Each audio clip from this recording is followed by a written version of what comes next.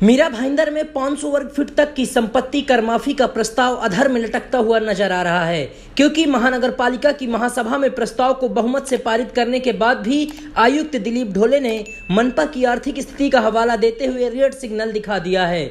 आयुक्त ने प्रस्ताव को रद्द करने के लिए राज्य सरकार के पास भेजने का मन बना रखा है। आयुक्त दिलीप ढोले ने महापौर ज्योत्सना हसनाले को भी पत्र लिखकर कहा है कि इस फैसले को लागू करना संभव नहीं है, क्योंकि यदि इस फैसले को लागू किया गया तो मनपा को भारी आर्थिक नुकसान होगा। बीजेपी ने मामले से पल्ला झाड़ते हुए कहा है कि उन्होंने महासभा में इस प्रस्ताव को पारित कर अपनी जिम्मेदारी निभा दी है और अब यहाँ के विधायकों की जिम्मेदारी है कि राज्य सरकार से प्रस्ताव को मंजूरी दिलाए। जिस समय माननीय मुख्यमंत्री ने मुंबई महानगर पालिका के क्षेत्र के लोगों के लिए 500 वर्ग फीट वाले मकान का कर माफी की घोषणा की थी, उसी दिन मैंने माननीय मुख्यमंत्री को एक पत्र लिखा था, मेल भी किया था। मैंने उनको बताया कि आप महाराष्ट्र के मुख्यमंत्री हैं, ना कि सिर्फ मुंबई के। जिस तरह मुंबई महानगर पालिका के लोगों को कर माफी का घोषणा किया है, मीरा भाईंदर एकदम उससे सटा हुआ क्षेत्र है और मीरा भाईंदर में ज़्यादातर मध्यम आय वर्ग के लोग रहते हैं, तो ये घोषणा मीरा भाईंदर के लोगों के लिए भी करनी चाहिए आपको। तो जानकारी मिली कि मुंबई में ऐसा महासभा में प्रस्ताव लाया था, तो अगर बीजेपी ये प्रस्ताव लाती है तो आमदार महोदय ने घोषणा की थी कि हम भी राज्य सरकार से निवेदन करके ये फैसला करवाएंगे। अब बीजेपी ने अपना कार्य कर दिया है, बीजेपी ने महासभा में प्रस्ताव भी पारित किया और उसको आगे आयुक्त के पास भेज दिया है।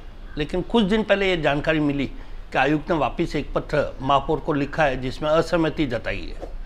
तो मेरा माननीय आमदार से निवेदन है कि 5 साल में कम से कम एक ऐसा काम आम जनता के लिए कर देवे।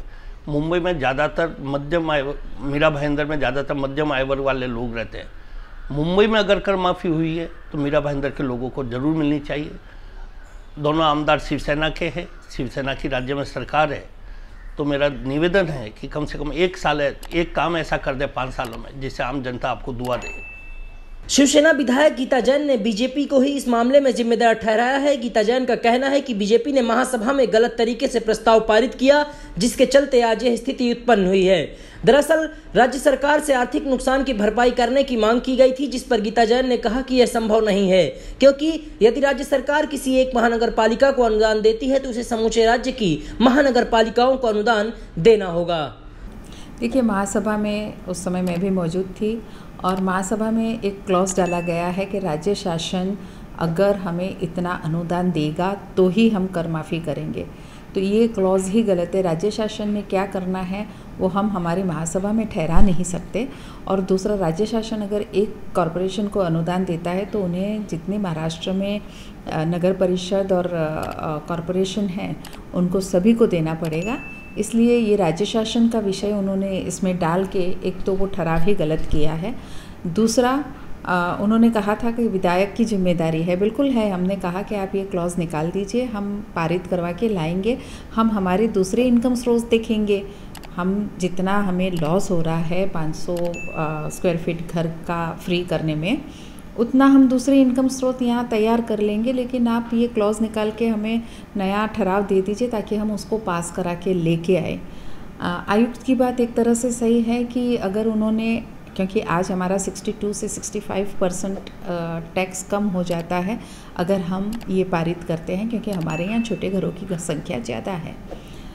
इसलिए उनका लेटर है कि अगर ये किया जाएगा तो आर्थिक जो नुकसान होगा वो शायद कॉरपोरेशन सहन नहीं कर पाएगा। तो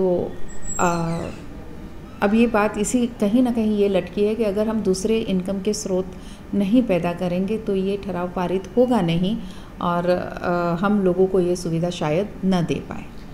मीरा भाईंदर महानगर पालिका ने इससे पहले भी 50% संपत्ति कर माफी का प्रस्ताव पारित किया था, लेकिन उसे राज्य सरकार ने रद्द कर दिया था। मीरा भाईंदर में 500 वर्ग फुट तक की कुल 2,77,885 संपत्तियां हैं, जिनमें निवासी संपत्तियां 2,30,427 और 47,458 व्यावसायिक संपत्तियां हैं। 500 वर्ग फुट की निवासी संपत्तियां कुल संपत्ति का लगभग 66% है और मनपा को इससे औसतन सालाना 109 करोड़ की कमाई होती है।